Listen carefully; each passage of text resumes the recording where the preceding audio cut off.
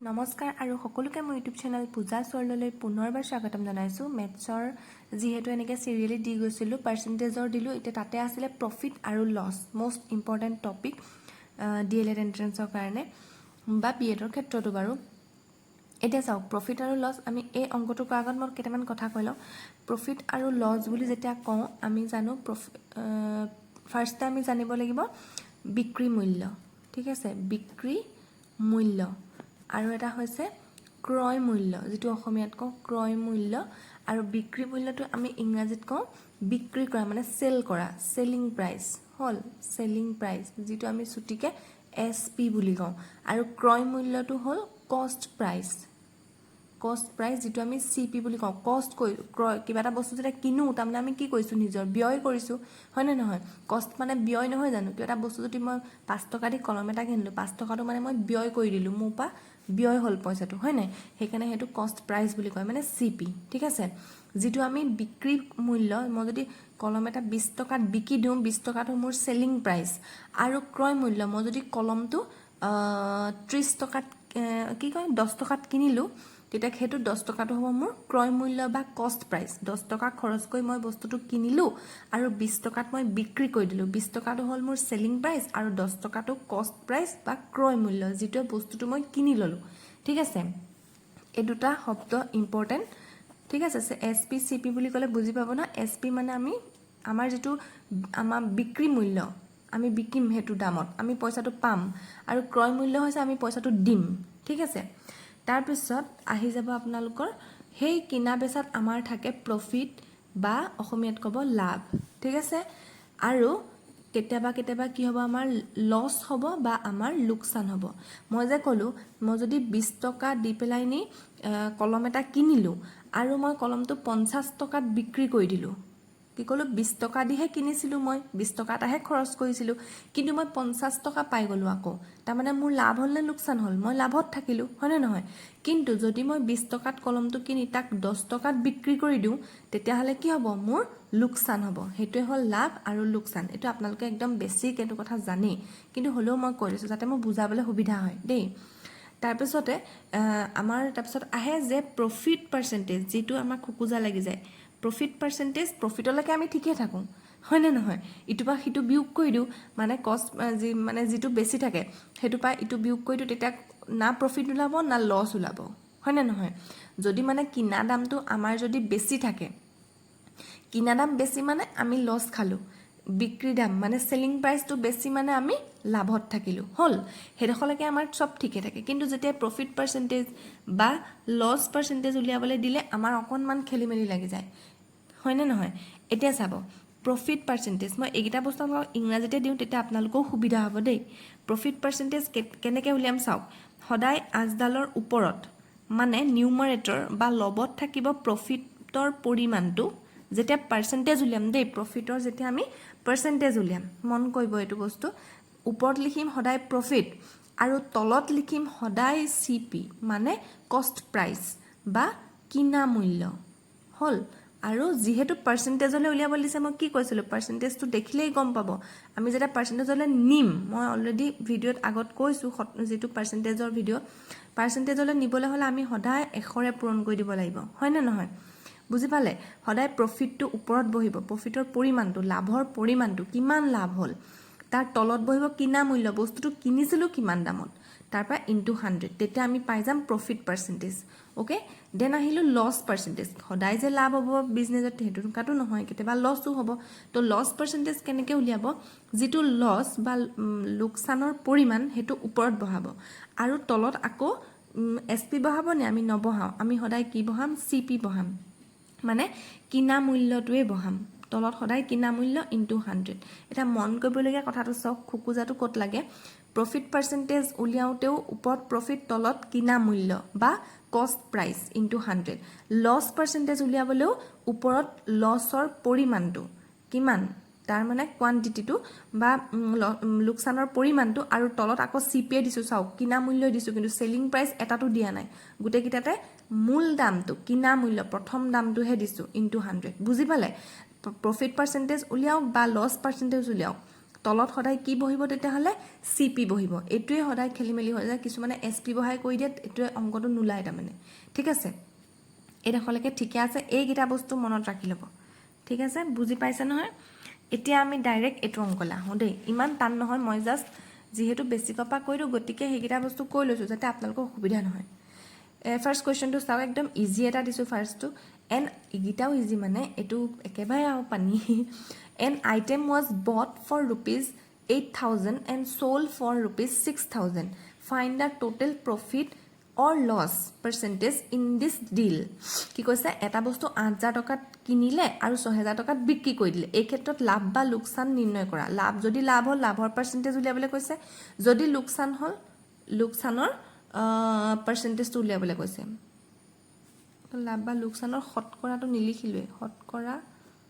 হাৰ নিৰ্ণয় কৰা এনেকৈ লিখিব লাগিছিলে দেই মই মানে এইটো বনাই লিখোঁতে এইটো অকণমান লেংগুৱেজটো ইফাল সিফাল হ'ব পাৰে আপোনালোকে মিলাই মেলি ল'ব আৰু এতিয়া দেখিছে নে শতকৰা হাৰটো ইয়াত থাকেই গ'ল লছ বা প্ৰফিট পাৰ্চেণ্টেজ উলিয়াবলৈ কৈছে হয়নে নহয় এতিয়া কি কৈছে চাম এটা বস্তু কিমান দামত এটা বস্তু কিনিলে কিমান দামত মানে কষ্ট প্ৰাইচ 8,000 টকা খৰচ কৰি বস্তু এটা কিনিলে CP লিখিছোঁ CP মানে কি বুলি ক'লোঁ মই কিনা মূল্য দেই CP মানে কষ্ট প্ৰাইচ বা কিনা মূল্য কিমান হ'ল 8,000 টকা ওকে দেন 6,000 টকাত বিক্ৰী কৰি দিলে SP চেলিং প্ৰাইচ মানে বিক্ৰী কৰিলে কেইটকাত বিক্ৰী মূল্য কেইটকা 6,000 টকা এইটো ওলাই আছে যদি মই বস্তু এটা 8,000 টকাত কিনিলোঁ মই মোবাইল এটা 8,000 টকাত কিনিলোঁ আৰু বিকুতে মই বোলে 6,000 টকাতে বিকি দিলোঁ তাৰমানে মোক কি হ'ল লছ খালোঁ মই কিমান লছ এইটো লছ বুলি ওলাই আছে লছৰ পৰিমাণটো কিমান হ'ব 8,000 মাইনাছ মানে CP মাইনাছ SP কিমান আছে 6,000 টকা আমি জানোৱেই এনেও ডাঙৰটোৰ পৰা সৰুটোহে বিয়োগ কৰিব লাগিব হয়নে নহয় সেইকাৰণে মই আৰু এইটো CP মাইনাছ SP নাই লিখা লছ হ'লে সদায় CP মাইনাছ SP আৰু লাভ হ'লে সদায় SP মাইনাছ CP মানে যিটো বেছি সেইটো আগতে লিখিম ন বুজি পাইছে নাই কথাটো এতিয়া বিয়োগ কৰিলে আমি পাম 2,000 টকা তাৰমানে মই মোবাইলটোত কেইটকা লছ খালোঁ মই 2,000 টকা এতিয়া এই 2,000 টকাটো আমাক আকৌ কি কৈছে শতকৰা হাৰহে উলিয়াবলৈ কৈছে লাভ হৈছে যদিও লাভৰ প্ৰফিট পাৰ্চেণ্টেজ উলিয়াবলৈ কৈছে যদি লোকচান হৈছে দেন মানে লছ পাৰ্চেণ্টেজ উলিয়াবলৈ কৈছে হয়নে নহয় আমি লোকচানৰ পৰিমাণটো প্ৰথমতে উলিয়াই ল'ব লাগিব লছৰ কোৱান্টিটিটো জানিলেহে আমি তাক পাৰ্চেণ্টেজত নিব পাৰিম হয়নে নহয় চ' লছৰ কোৱান্টিটিটো কিমান পালোঁ 2,000 টকা মই 8,000 টকাত কিনিলোঁ 6,000 বিক্ৰী কৰিলোঁ 2,000 মই মাৰা খালোঁ হ'ল মানে লছ খালোঁ এতিয়া মই 2,000 টকাটো মানে লছটো পাৰ্চেণ্টেজলৈ লৈ যাম এতিয়া লছ পাৰ্চেণ্টেজ কেনেকৈ উলিয়াইছিলোঁ আমি যিটো লছৰ পৰিমাণ আমি ওপৰত পাতিম কৈছিলোঁ তলত সদায় কি পাতিম বুলি কৈছিলোঁ সদায় CP তলত সদায় কি হ'ব CP মানে 8,000 অ'কে যিহেতু পাৰ্চেণ্টেজলৈ নিম গতিকে 100 পূৰণ কৰিব লাগিব ভাবিছোঁ বুজি পাইছে বুলি 0 দুটা কাটিলোঁ এইটো কাটিলোঁ 8 ডাইৰেক্ট কাটি দিয়ক 8 দুগুণ 16 4 8 5 গুণ 40 25% বুজি পালে মই যে মোবাইলটো 8,000 টকাত কিনিলোঁ 6,000 দিলোঁ বিকি আৰু মই লছ খালোঁ 25% লছ খালোঁ তাৰমানে কোৱান্টিটিত ক'বলৈ গ'লে 2,000 টকা লছ খালোঁ আৰু পাৰ্চেণ্টেজত ক'বলৈ গ'লে 25% লছ খালোঁ মাত্ৰ এটা বস্তু একদম মনত সোমোৱাই ৰাখিব যেতিয়া লাভৰ শতকৰা হাৰে উলিয়াওক বা লোকচানৰ শতকৰা হাৰে উলিয়াওক তলত সদায় কিনা মূল্যই বহিব ঠিক আছে CPয়ে বহিব মানে কষ্ট প্ৰাইচটোৱে বহিব অ'কে এতিয়া নেক্সট কুৱেশ্যনটো চাওক most important in the selling price of an item is 3/4 of the purchase price then what is the percentage of profit or loss on it percentage of profit হ'ব লাগিছিলে ন কোন এটা বস্তুৰ বিক্ৰী মূল্য কিনা মূল্যৰ 4/3 অংশ হয় তেন্তে লাভ বা লোকচানৰ শতকৰা হাৰ কিমান হ'ব কৈছে কৈছে কোনটা বস্তু যিটো দামত বিকিলে সেইটো কিনা দামৰ 4/3 অংশ তেন্তে লাভ বা লোকচানৰ শতকৰা হাৰ উলিওৱা ঠিক আছে অংকটো দেখাত এনেকুৱা আপোনালোকে পেটাৰ্ণবোৰ মনত ৰাখিব দেই এই কুৱেশ্যনটো এনেকুৱা যে বিক্ৰী মূল্যটো কিনা মূল্যৰ ইমান অংশ আমুক অংশ তেনেকৈ কৈছে হয়নে আৰু লাভ বা লোকচানৰ শতকৰা হাৰ উলিয়াবলৈ কিন্তু ইজিকৈ ওলাই যাব চাব দেই চাব ইয়াত কি কৈছে আমাক যে বিক্ৰী মূল্য বা যিটো আমাৰ সেলিং প্ৰাইচ SP কি কৈছে ক্ৰয় মূল্যৰ মানে CPৰ 3/4 বুলি কৈছে হয়নে নহয় কথাটো এনেকৈ কৈছে অৰ্থাৎ আমি এনেকৈ লিখিব পাৰোঁ আপোনালোকে পৰীক্ষাত কৰোঁতে অৰ্থাৎ কৈ থাকিব নালাগে মই জাষ্ট বুজাওঁতেহে কৈছোঁ আকৌ দেই বিক্ৰী মূল্য যিটো SP CPৰ 3/4 কুৱেশ্যন পঢ়িব কি কৈছে ভালকৈ CPৰ বুজি পাইছেনে কষ্ট প্ৰাইচৰ 3/4 অংশ সেইকাৰণে প্ৰথমে আপোনালোকক যিটো দিয়ে চাওক in the selling price of N item প্ৰথমে কিহৰ কথা ক'লে চেলিং প্ৰাইচ অসমীয়াত চাবলৈ গ'লে প্ৰথমে কিহৰ কথা ক'লে বিক্ৰী মূল্য সেইকাৰণে প্ৰথমে আমি SP লিখি লওঁ তাৰপিছত কি বুলি ক'লে an item 3/4 purchase price then what is the purchase price সেকেন্ডত কি ক'লে পাৰচেজ প্ৰাইচ মানে হ'ল কিনা মূল্য মানে কষ্ট প্ৰাইচ বা পাৰচেজ প্ৰাইচ একেটাই কিনা মূল্য হ'লনে তাৰ মানে CP হ'ল SP আৰু CP দিয়া আছে কোনটা বস্তু বিক্ৰী মূল্য কিনা মূল্যৰ ইমান অংশ 3/4 অংশ আমি 3/4 মানে 3:4 হেতু আমি জানো অনুপাত কৰিলে গম পাবা মই আগতো ভিডিও দিয়া আছে আপোনালোকে চাব পাৰে 3 এতিয়া 1/2 লিখিলো নহয় ইয়াক যদি আপোনালোকক ৰেশিওত নিবলৈ কয় এই ফ্ৰেকশনটোক যদি আপোনালোকক ৰেশিওত নিবলৈ কয় যেটো আমাৰ নিউমাৰেটৰ বা লব আছে তাক আপোনালোকে প্ৰথমে পাতিব লাগিব দেন এই ডিভাইডালৰ ওচৰত আহিব আপোনালোকৰ ইছটু বা অনুপাত আৰু যেটো ডিনমিনেটৰ মানে যেটো হৰ হেতু আপোনালোকৰ আহিব সেকেন্ডত বুজি পালে ঠিক তেনেকে এটোটো 3/4 যে দিয়া আছে তাক আমি কি কৰিম যেহেতু 3/4 দিয়া আছে তাক আমি 3/4 কৰিম যেহেতু এটো মই কৈছো নহয় যে ফ্ৰেকশনটোক আপুনি ৰেশিওলে নিব পাৰে অনুপাতলে নিব পাৰে গতিকে আপুনি অনুপাত চিনটো দি দিয়ক আৰু ওপৰটো অনুপাত চিনটো দি দিয়ক বুজি পাইছে কি কৈছো SP টো প্ৰথমে কেলে লিখিলো কাৰণ প্ৰশ্নটোত প্ৰথমে SP আছিলে দেখিছে না in the selling price SP পৰা আৰম্ভ হৈছে গতিকে SP আগে লিখিলো আৰু পিছত CP আছে গতিকে পিছত CP লিখিলো আৰু অনুপাতটো কিয় দিলো কাৰণ এটো 3/4 বুলি কৈছে নহয় 3/4 টো মই এনেকে 3:4 কৈ দিলো সেইকাৰণে ওপৰটো ইছটু কৈ দিলো ইয়াটো ইছটু কৈ দিলো বুজি পাইছে এটো ট্ৰিক হয় বুজি লব তাৰ পিছত এতিয়া চাওক এটো 3 টো হল SP আৰু 4 টো হল CP হল এতিয়া এটো এবাৰ কল না আকবা কৈছো যে প্ৰথমে SP টো কেলে পাইতো যে কোৱেশ্চনটোত প্ৰথমতে সেলিং প্ৰাইস আছে বিক্ৰী মূল্যটো প্ৰথমে দিছে সেইকাৰণে প্ৰথমে পাতিলো দে আৰু যেটো পিছত দিয়া থাকে তাক আমি পিছত পাতিম এতিয়া চাওক যদি মই SP3 মানে সেলিং প্ৰাইস মানে বিক্ৰী মূল্য আৰু এটো হল কিনা মূল্য চাওক যদি মই বিকিলো 3 টকাত কিন্তু কিনিছিলো 4 টকাত কিনিছিলো 4 টকাত মই 4 টকা দি কলম এটা কিনলো আৰু মই হেতু 3 টকাত হে বিকিলো তাৰ মানে মই লস খালো হয় না নহয় লস কে টকা খালো ডাঙৰটো পা সৰুটো বিক কৰি দিয়ক ডাঙৰটো কি আছে 4 সৰুটো আছে 3 বিয়োগ কৰিলে হ'ব 1 লস কে টকা খালো 1 টকা বুজি পাইছে নে কি কৈছো যেহেতু কোৱেশ্চনটোত আমাক অকল এ টো হে দি থোৱা আছে আউটো একো দিয়া নাই গতিকে আমি জি উলিয়াম এটোৰ পৰাই উলিয়াম বুজি পালে আৰু পটাটোটো বুজিলে প্ৰথমে যেটো থাকে হেতু আগে পাতিব সেকেন্ডত কি থাকে হেতু সেকেন্ডত পাতিব আৰু এটো যেটো ফ্ৰেকশন দিয়া থাকে তাক আপোনালোকে ৰেশিওলে আনি লব অনুপাতলে আনি লব বুজিলে নহয় কথাটো তাপা লস বুলি কেনেকে গম পালো SP বিক্ৰী যদি 3 টকাত কৰো আৰু কিনিছিলো আকৌ মই 4 টকাত তাৰমানে মই 1 টকা লস খালো তো লস পালো 1 টকা এতিয়া এই লসটোকে আপুনি পার্সেন্টেজলে লৈ যাওক কেনেকে নিম লসটো ওপৰত বহিব তলত কি বহে CP বহে CP মানে কি আছে 4 মই কৈছো নহয় আপুনি লস পার্সেন্টেজ উলিয়াওক বা প্রফিট পার্সেন্টেজ উলিয়াওক তলত কিন্তু CP এ বহিব বা কিনা মূল্যই বহিব কিনা দামে বহিব হয়নে নহয় আমি যেহেতু লস 1 পালো গতিকে 1 টো বহালো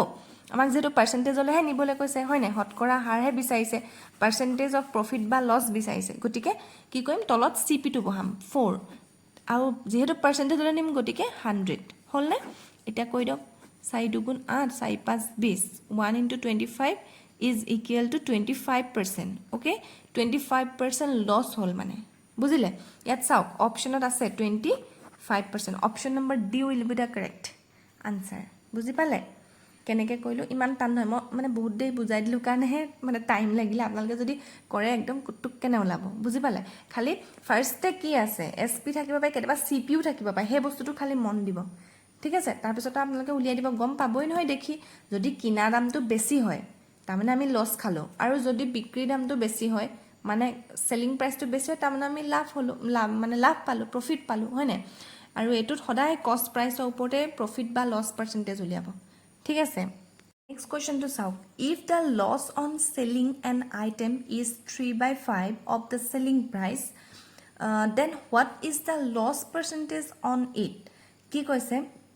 এনেকুৱা অংকবিলাকত আপোনালোকক অকল এটা ফ্ৰেকশন দিয়া থাকিব তাপাই আপুনি মানে মুঠতে লস পাৰ্সেন্টেজ নহলে প্ৰফিট পাৰ্সেন্টেজ উলিয়াব লাগিব বুজি পালে এই অংক এই হেনুকা ধৰণৰ অংকৰ ট্ৰিক এটো মানে বুজি পাইছে এতিয়া অংকটো কি দি থোৱা আছে চকচোন অকল এটা ভগ্নাংশ দি থোৱা আছে তাপাই উলিয়া বুজি পালে উলিয়াব দিয়ে মানে ইয়াপাই উলিয়া আৰু কোনটো হ'ব এতিয়া চাওক অসমীয়া কুৱেশ্যনটো চাওক যদি কোনো এটা বস্তু বিক্ৰী কৰোঁতে হোৱা লোকচান বিক্ৰী মূল্যৰ 3/5 অংশ হয় 5/3 অংশ হয় তেন্তে লোকচানৰ শতকৰা হাৰ কিমান সুধিছে এতিয়া চাওক আমাক কি কৈছে ইয়াত প্ৰশ্নটো কি কৈছে if the loss on selling an item is 3/5 of the selling price loss হৈছে বুলি কৈছে যদি কোনো বস্তু বিক্ৰী কৰোঁতে হোৱা লোকচান বিক্ৰী মূল্যৰ তাৰমানে ইয়াত লোকচান বিক্ৰী মূল্যৰ বুলি কৈছে মই অথনি কি কৈছিলোঁ সেইটো ভালকৈ চাবলৈ কৈছিলোঁ যে কি কৈছে প্ৰথমে কাৰ কথা কৈছে ইয়াত প্ৰথমে লোকচানৰ কথা কৈছে লোকচান বিক্ৰী মূল্যৰ 5/3 অংশ এনেকুৱা ফ্ৰেকশ্যন বা ভগ্নাংশ দিয়াবিলাকত মানে কিটো কাৰ ইমান অংশ সেই বস্তুটো চাব মানে বুজিছে কিটো কাৰ কিমান অংশ কিটো মানে লোকচানটো বিক্ৰী মূল্যৰ 5/3 অংশ হয়নে নহয় সেইকাৰণে লোকচানটো প্ৰথমে আহিব লোকচান বা লছটো প্ৰথমে আহিব যিহেতু কৈছোঁ নহয় এনেকুৱা ফ্ৰেকশ্যন বা মানে ভগ্নাংশত থাকিলে আমি ৰেচিঅ' কৰিম মানে অনুপাত দিম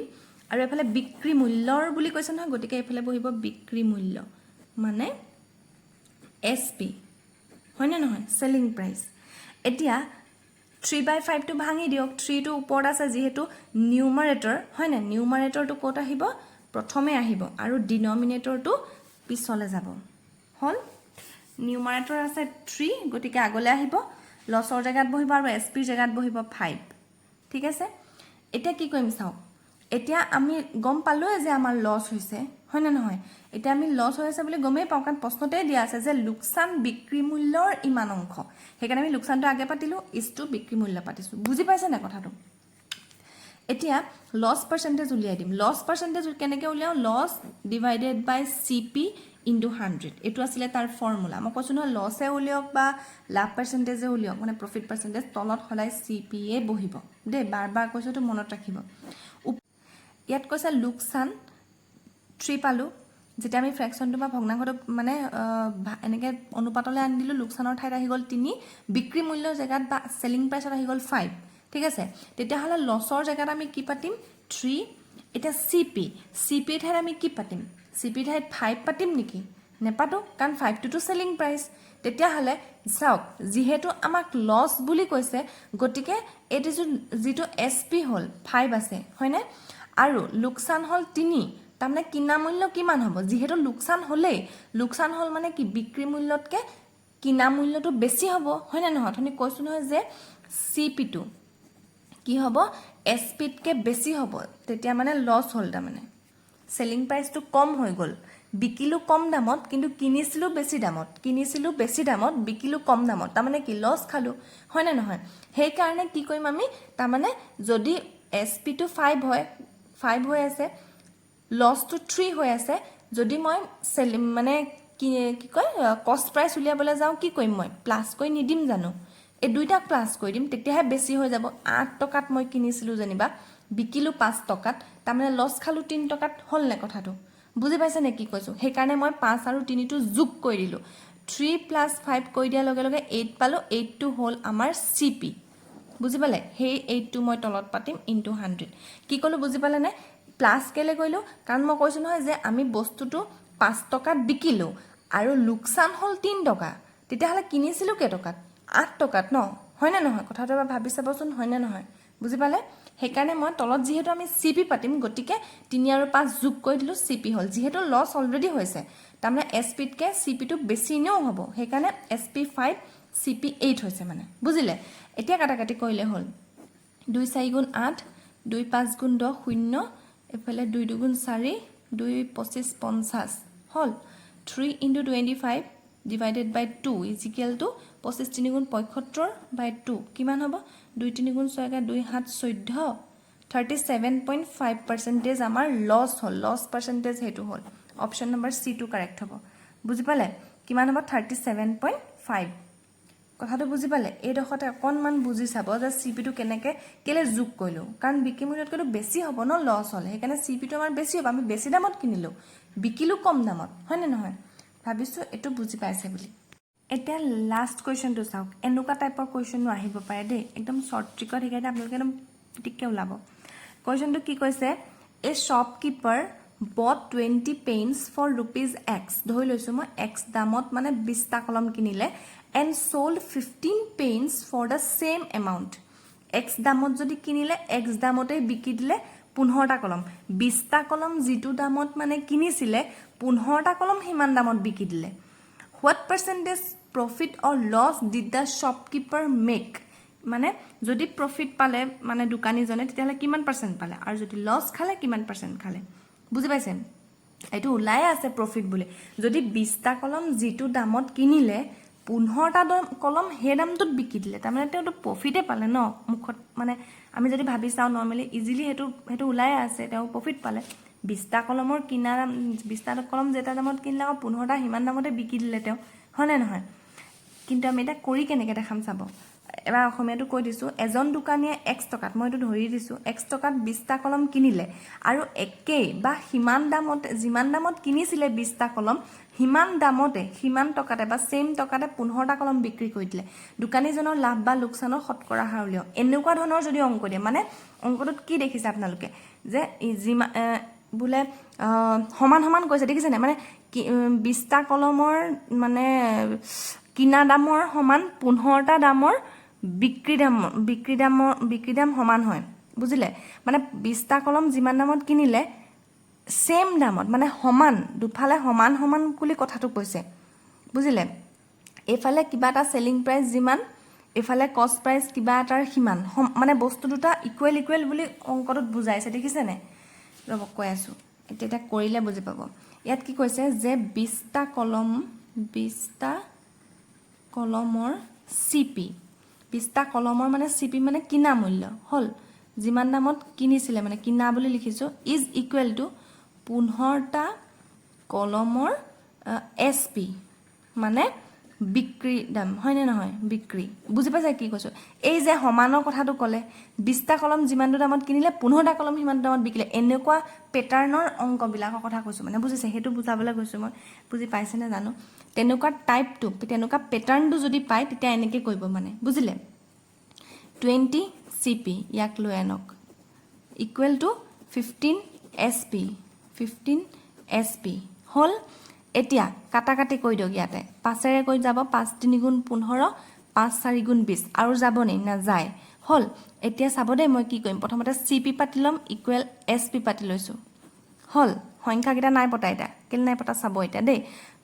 আকৌ এবাৰ ৰিপিট কৈছো মই প্ৰথমে পাতি লব যে কি কৈছে ইয়াত 20টা কলমৰ সিপি বুলি কৈছে সো মই 20টা কলমৰ সিপি মানে কিনা মূল্য ইকুৱেল 15টা কলমৰ এসপি মানে 15টা কলমৰ বিক্ৰী মূল্য ওকে এতিয়া এই 20 আৰু সিপি টো পাতি ললো এফালে 15 আৰু এসপি টো পাতি ললো ইকুৱেলি ঠিক আছে এতিয়া মই কাটাকাটি কৰি দিলো তাতে 5 ৰে কাটি দিলো যেটো দুইটাকে যাব 5 3 গুণ 15 3 5 যা 15 আৰু 5 4 যা 20 ওকে দুইটাকে 5 এ কাটি দিলো থাকিলে 4 আৰু 3 কিন্তু মই ইয়াতে তেলকে পাতা নাই মই প্ৰথমতে সিপি টো পাতি ললো এসপি টো পাতি ললো ঠিক আছে এই যে এনেকুৱা সমান সমান ধৰণৰ এনেকুৱা প্যাটাৰ্নৰ যিবিলাক আপোনালোকে অংক পাব হেবিলাকত কি কৰিম এই কাটাকাটিটো কৰাৰ পিছত এই যেটো আমি 3sp পাইছিল নহয় এই 3 টোক sp ৰ পৰা cp লৈ আহিম আৰু 4 টো cp লগত আছে ন কটাকটি কৰাৰ পাছত দেই এই 4 টোক মই sp লৈ আনিম বুজি পালে মানে 4 টো cp লগত নেপাতো 4 টোক তেতিয়া sp লৈ আহিম কটাকটি কৰাৰ পাছত বুজি পালে আফটাৰ ক্ৰস মাল্টিপ্লিকেশন 3 টোক মই sp ৰ পৰা cp লৈ আহিলো দেখিলে নহয় জাস্ট মই সংখ্যা গিটা উল্টা পুল্টাকে বহালো cp sp জেগাতে আছে বুজি পালে নহয় এই ৰেশিওটো মানে উল্টা হৈ যায় 4:3 হ'ব লাগিছিল 3:4 হৈ যায় মানে উল্টা হৈ যায় এনুকা বিলাকত বুজিলে এতিয়া কক মোক প্ৰফিট কিমান হল এটাটো প্ৰফিট হৈছে বুলি আমি গমেই পালো কাৰণ cp মানে কষ্ট প্ৰাইস মই 3 টকাত এটা কলম কিনিলো মই 4 টকাত বিক্ৰী কৰি দিলো মই কেই টকা লাভ পালো এটকা নেপালো জানো 4 - 3 = 1 হয় না নহয় 3 টকাত কলম এটা কিনিলো ধৰি লৈছো মই কলমেই কিনিলো যেনিবা 3 টকা বুলি 3 টকা কষ্ট প্ৰাইস মানে কি কিনা মূল্য হয় নাই 3 টকাত কিনিছিলো আৰু বিকি দিলো 4 টকাত মানে মই এটকা লাভ পালো যেহেতু আমাক কি কৈছে লাভ বা লোকসানৰ শতকৰা হাৰ উলিয়াবলৈ কৈছে হয় না নহয় প্ৰফিট পাৰ্সেন্টেজ বা লস পাৰ্সেন্টেজ উলিয়াবলৈ কৈছে গতিকে আমি উলিয়াই দিও যেহেতু প্ৰফিটৰ কোৱান্টিটিটো পাই গলো 1 এটা 1 টো ওপৰত বহিব তলত সিপি বহিব সিপি মানে কি 3 টো বহাই দিওক ইনটু 100 যেহেতু পার্সেন্টেজ হলে নিম প্রফিট পার্সেন্টেজ উলিয়াব লাগে এবা profit percentage is equal to 1 to profit বুজিলে ন ক'পা পালোঁ হয়নে নহয় তাৰপৰা 3 টো আমি বহালোঁ CP যিহেতু তলত প্ৰফিট পাৰ্চেণ্টেজে উলিয়াওঁ বা লছ পাৰ্চেণ্টেজে তলত সদায় কষ্ট প্ৰাইচ বা কিনা মূল্যই বহিব CPয়ে বহিব যিহেতু পাৰ্চেণ্টেজ লৈ নিছোঁ গতিকে ইনটু 100 এতিয়া কাটাকাটি কৰি দিয়ক 100 into 100 divided by 3 কিমান হ'ব এতিয়া is equal to 100 by 3 হলে মানে 3 3 গুণ 9 একেদৰে আকৌ 3 3 গুণ 9 3 3 3 3 গুণ 9 একেদৰে 3 3 গুণ 9 33.33 ও এটো মই 33.33 দিব লাগিছিলে দে ভুল কৰিলো অপচন ডি টো কাৰেক্ট হ'ব ঠিক আছে 33.33 হ'ব ভাবিছো বুজি পাইছে বুলি আপোনালোকে কিন্তু অংকবোৰ কৰিব লাগিব বুজি পাইছো বুলি মুখতে ইনে মানে চাই নথব আপোনালোকে কৰিব তেতিয়াহে মানে কি হ'ব প্ৰেক্টিস কৰিলে বুজি পাব প্যাটাৰ্নটো মন দিলে নে কেনেকুৱা দুটা প্যাটাৰ্ন হিকাল মানে দিলো যেহেতু ডিএলএড এন্ট্ৰেন্সৰ প্যাটাৰ্ন হলনি হৈছে গতিকে আপোনালোকে এইটা অংক চাই যাব দে মোস্ট ইম্পৰ্টেন্ট একদম বাৰবাৰ ট্ৰাই কৰিব আৰু বুজি পাই যাব আৰু বহুতে এটো নেভাবিব যে মানে ইমান দীঘলকে কৰাইছে এটো দীঘল নহয় এটো শৰ্ট ট্ৰিক শিকাইছে আপোনাৰ শৰ্টকে ওলাই যায় ঠিক আছে খালি মানে মই বুজাওতে দেই হয় আৰু মই একেটা কথাকে 10 বাৰ মান কওঁ কাৰণ মোৰ শান্তি নালাগে কাৰণ আপোনাক মই দেখি নাথাকো ন সেইকাৰণে বুজি পাইছেন না তো গম নেপাও সেইকাৰণে মই যাতে ক্লিয়াৰ যাতে হয় তাৰ কাৰণেহে বেছিকে কওঁ ঠিক আছে আৰু ইয়াত বহুত বেছিকৰ পৰা শিকিবলৈ অহা বহুত সকল আছে যে মোক মেছেজ কৰিছে সেইকাৰণে মই বাৰবাৰ কওঁ যাতে তেওঁলোকলৈও সুবিধা হয় দেই বাকি ভিডিওটো যদি শেষলৈকে চাইছে দেন থ্যাংক ইউ সো মাচ আৰু লাইক শেয়াৰ সাবস্ক্ৰাইব কৰি দিবা থ্যাংক ইউ